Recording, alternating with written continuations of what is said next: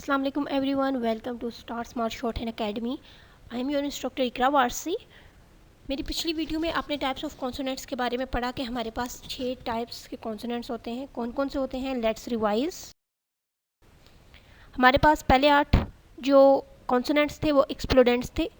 अगले 8 कॉन्सोनेंट्स को हमने कॉन्टिन्यूएंट्स का नाम दिया था। नेक्स्ट 3 नेजल्स थे, नेक्स्ट 2 लिक्विड्स थे, next 2 कोलिसेंट, and the last one is aspirate H, and the combination of these 3 2 2 1 equal to 8। ये हमारे पास बनते हैं थर्ड 8 कॉन्सोनेंट्स। कॉन्सोनेंट्स के बारे में हमने थोड़ा सा आइडिया लिया था। अब मैं आपको डिटेल में बताने जाती हूँ फर्स्ट 8 कॉन्सोनेंट जो कि एक्सप्लोडेंट है। Explodents are consonant sounds formed by the outgoing breath being forced in a sudden gust through barriers previously closed।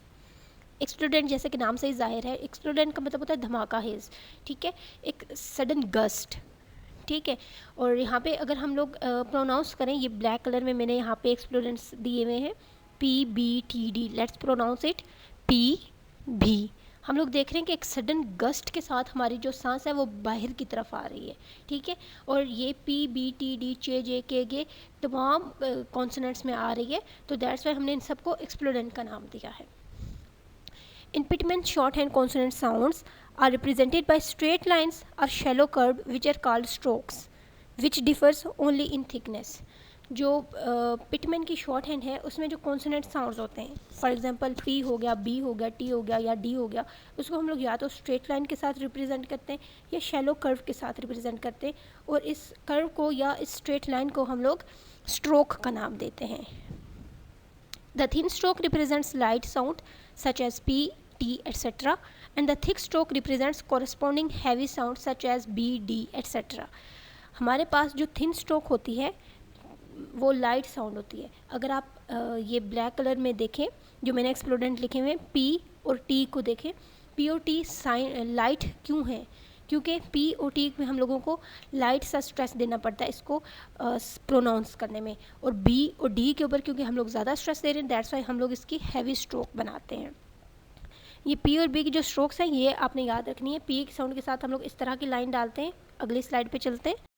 यहाँ पे मैंने एक पिक्चर के थ्रू सारी लेटर्स को, एक्सप्लोडेंट्स को, कॉन्सोनेंट्स को रिप्रेजेंट किया हुआ है। यहाँ पे देखिए लेटर ऑफ अल्फ़ाबेट पहले लिखा हुआ है। अल्फ़ाबेट के लेटर कौन सा? PBTD CH JK and G, ठीक है। इसको रिप्रेजेंट कैसे करते हैं? स्काई ब्लू कलर की लाइन में। यहाँ पे मेन चीज़ जो आपने याद रखी वो डायरेक्शन है। एरो की डायरेक्शन जिस तरफ जा रही है आपने वहाँ से ही स्टार्ट एंड एंड करना है स्ट्रोक को, ठीक है। डायरेक्शन के अगेंस्ट आपने नहीं जाना, क्योंकि बाद में जब हम लोग डिफरेंट स्ट्रोक्स को आपस में ज्वाइन करेंगे और उनकी एक आउटलाइन बनाएंगे, आउटलाइन मीन कंप्लीट वर्ड जब बनेगा उसका, तो वहाँ पे आपको प्रॉब्लम होगी। डायरेक्शन आपने इसकी याद रखनी है कि पेंसिल को कहाँ से स्टार्ट लेना है और पेंसिल को कहाँ पे एंड करना है स्ट्रोक्स बनाते हुए। नीचे ग्रीन कलर में मैंने आपको इसकी प्रोनाउंसिएशन दी हुई है कि इंग्लिश के अल्फ़ाबेट्स में तो हम लोग PBTD CH JK और G प्रोनाउंस करते हैं, बट शॉर्ट हैंड में हम क्या प्रोनाउंस करेंगे? शॉर्ट में हम लोग बोलेंगे इसको PBTD चे जे के गे। CH को हमेशा चे से और G को हमेशा गे से प्रोनाउंस करना है। ओरिएंटेशन ऑफ द स्ट्रोक वही डायरेक्शन में है कि 45 डिग्री डाउन है, T और D की 90 डिग्री डाउन है, चे और जे की 30 डिग्री डाउन फ्रॉम परपेंडिकुलर, ठीक है।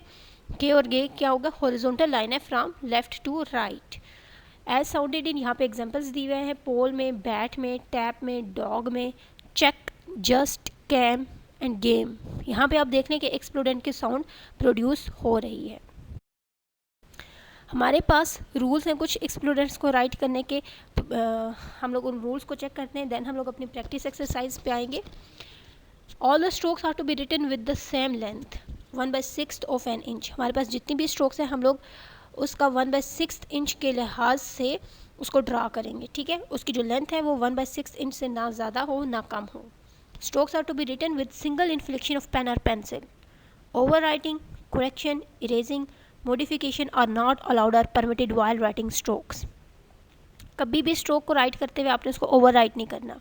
ऐसे नहीं है कि आप से 1/6 की लेंथ नहीं ड्रॉ की गई तो आप पेंसिल से पकड़ के उसको दोबारा बड़ा कर दो, ठीक है। नहीं, ना ही आपने उसको रीराइट करना है, ना आपने उसको करेक्ट करना है, ना आपने उसको इरेज करना है, ना ही आपने उसके अंदर किसी तरह की कोई मॉडिफिकेशन करनी है, क्योंकि शॉर्ट हैंड, पिटमैन की शॉर्ट हैंड आपको ये अलाउ नहीं करती।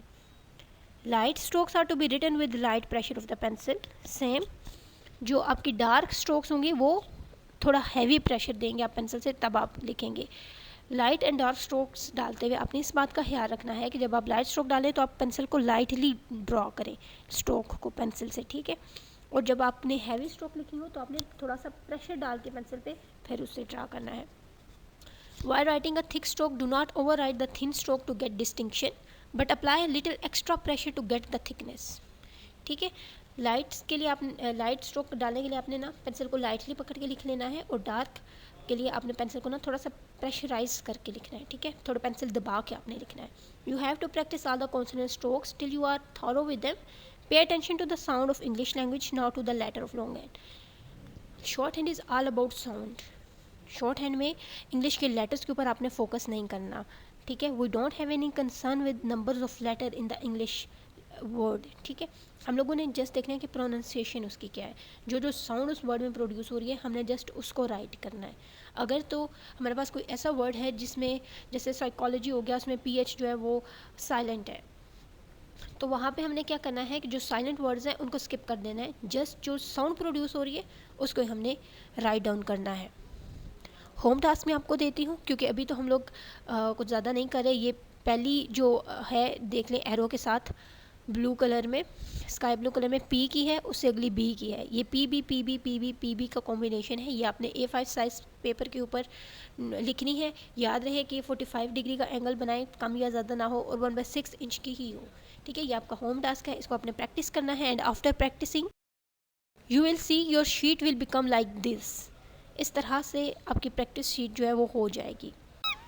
सेम यहाँ पे मैंने टी और डी के लिए ड्रा किया है। ये भी आपका एक होम टास्क है। आपने पी और बी और टी और डी को करना है। याद रहे एक बात कि आपने इस बात का ख्याल रखना है कि जैसे ही आपके माइंड में डी की साउंड प्रोड्यूस हो, आप डी की स्ट्रोक फ़ौरन से ड्रा कर लो। बी की हो तो आप बी की स्ट्रोक फ़ौरन से ड्रा कर लो। स्ट्रोक्स के दरमियान में डिफरेंस कायम रखना। इवन के पी बी टी डी अगर सीक्वेंस के बगैर भी आपको बोला जाए लिखने का, तो आप उसके एग्जैक्ट और एक्यूरेट स्ट्रोक ड्रा करने के काबिल हों। इस हद तक प्रैक्टिस करें कि आपको ज़ुबानी याद हो जाएगी, आपके फिंगर टिप्स के ऊपर आ जाएगी बात, कि जो साउंड भी आपको सुनाई देती है आप उसको फ़ौरन से ड्रा करो, ठीक है। नेक्स्ट यहाँ पे चे और जे की है। ये 30 डिग्री के एंगल से बनेगा, इसकी भी आपने प्रैक्टिस। और यहाँ पे के और गे की एक्सरसाइज है। यहाँ पे मैंने पी, टी, चे और के की बनाई है, और आपने इसको साथ साथ बोलना है और साथ साथ प्रैक्टिस करना है। और एक फ़ाइनल वर्कबुक मैंने आपके लिए बनाई है जिसमें पी बी टी डी चे जे के गे ऑल है, ठीक है। आपने इन सब की प्रैक्टिस करनी है। ऐसे आपका एक्सप्लोडेंट का जो चैप्टर है वो कंप्लीट हो जाएगा। आपको शॉर्ट हैंड के एक्सप्लोडेंट सारे के सारे क्लियर हो चुके होंगे। हमारा आज का लेक्चर हो गया है कंप्लीट। आपने इसकी प्रैक्टिस करनी है as much as you can. और मिलते हैं अगले लेक्चर में। तब तक के लिए अल्लाह हाफिज़।